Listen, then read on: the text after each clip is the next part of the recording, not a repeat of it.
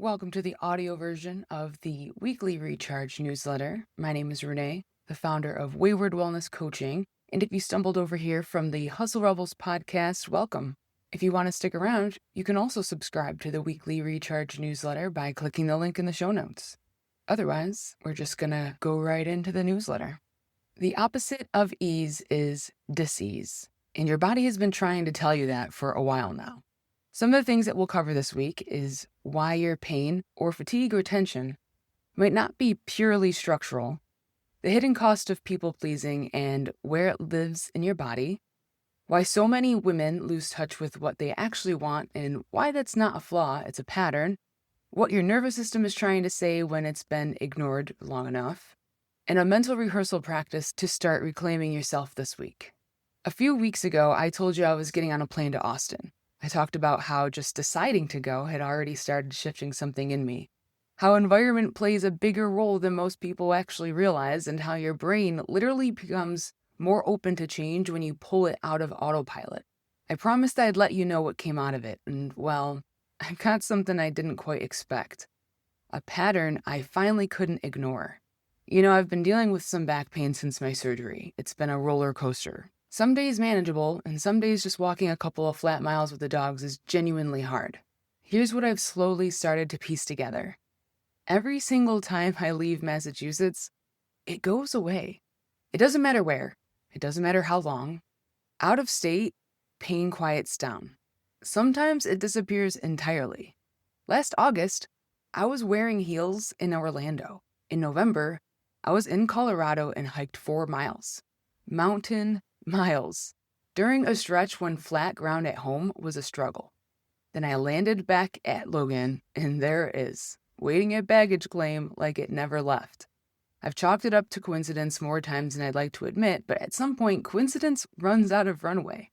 One trip could be a fluke, but every trip, that data becomes a slap in the face. And then I heard something that made it all click. I was watching an interview with mindset coach Peter Crone on the Know Thyself podcast, and he said, the opposite of ease is dis-ease. You cannot be healthy until you free your mind. You can watch the full interview by clicking the link that's in the newsletter. I can also put it in the show notes as well in case you're listening to this. It's a little long. You can just listen to it on 1.5x. It's totally worth it though. But sit with that for a second. The opposite of ease is dis-ease. You cannot be healthy until you free your mind. A few weeks ago, I gave you the science that novelty increases neuroplasticity, travel pulls your brain out of autopilot, and environment shapes your identity. All of that is real.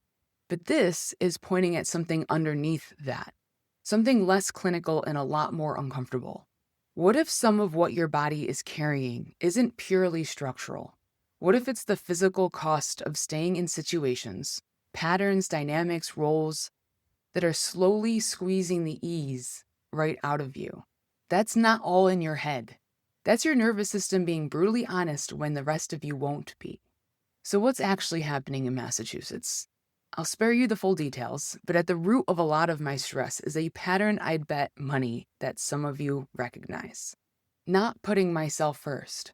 Not communicating my needs, and honestly, not even fully knowing what I want, because I've spent so long tuned into everyone else's frequency that my own signal has gone pretty quiet. Recovering people pleaser, party of one, probably party of many, but my body doesn't feel better out of state because of Orlando, Colorado, or Austin have magic air. It feels better out there because I'm not abandoning myself the same way I do at home. The environment isn't just geography. It's the roles that you play, the needs that you swallow, and the version of yourself you keep defaulting to out of habit or guilt, or simply not knowing that there's another option. The hidden cost of people-pleasing isn't just burnout. It's physical. Chronic people-pleasing keeps your nervous system in a low-grade state of threat. You're constantly scanning. Am I okay? Are they okay? Did I do something wrong? Did I say something wrong? Did I take up too much space? That vigilance has a body. It shows up as tension, inflammation, fatigue, and yes, even pain. It's not weakness. It's what happens when your system has been running someone else's emergency protocol for too long. And a lot of us don't even know what we want anymore. I've been hearing it from a lot of women around me constantly lately. Tired of not feeling seen or heard at work or at home, carrying the invisible labor, always putting everyone else first. And then when there's finally space to focus on themselves, one of two things happens. They either don't know what they want anymore, or the people that they spent years taking care of suddenly become offended that they're trying. That's not a personality flaw. That's a survival adaptation that was learned early and reinforced forever. That has genuinely outlived its usefulness.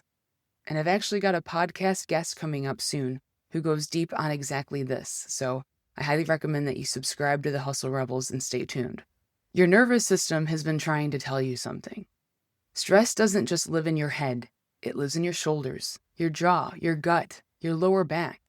When your needs go unspoken long enough, when you shrink yourself small enough, long enough, your body starts keeping the score whether you're ready to look at it or not. The pain, the fatigue, the tension that won't quit, it's not always a structural problem. Sometimes it's a signal, and signals are worth listening to. So this week's nervous system tool is the mental rehearsal. Here's the thing about the desire check-in. Knowing what you want is only half of it. The other half is actually believing you're allowed to have it. And that's where this comes in. This mental rehearsal practice is something I've been using with clients and honestly, myself as well, to help your nervous system rehearse the version of you who doesn't abandon yourself. Not the fantasy version, the rebuilding version, the one who speaks clearly, holds the boundary without apologizing for it, and walks away from the hard moments with, I didn't abandon myself this time, instead of the usual spiral. Your nervous system doesn't know the difference between something you vividly rehearse and something you've actually lived, which means every time you run through this, you're making that grounded, clear, self-honoring response feel a little more familiar. And your nervous system is wired to gravitate toward what feels familiar. And you can access the mental rehearsal in the link within the weekly recharge newsletter, and I can also post it in the show notes of this podcast as well. Come back to this as many times as you need to this week. I even recommend daily if you can. The more that you rehearse it, the more that your nervous system starts to build the trust to it. And this week on Hustle Rebels podcast, if you missed this week's episode, it was the first inaugural tool for the Hustle Rebels Toolbox. The tools and resources for the listeners of the podcast, which is going to be designated as Toolbox Tuesday. I sat down with Christopher Chamberlain, founder of Lionheart Transformative Coaching and creator of the Sovereign Identity Recode Method, and we got into why so many high performers still feel exhausted, restless, and stuck, even when they're doing all of the right things. We're talking survival mode, subconscious beliefs, nervous system dysregulation, and why more discipline is rarely the answer. It's truly a good one. And if you know a man in your life who's been grinding through the same cycles and can't figure out why nothing is actually shifting, Christopher works with men specifically on exactly this. His Sovereign Man experience is coming up May 8th through the 10th, 2026, and you can check it out through the link of the Sovereign Man experience in the show notes. And you can also watch my interview with Christopher on YouTube and listen to it on any of your favorite podcast platforms. And if you're new here or feeling nostalgic, feel free to go through any of the previous newsletters by following the link. As always, I appreciate you guys, and I'm always here to chat, or even if you have any questions, share the weekly recharge with a friend so that they can be regulated just like you. See you guys next week.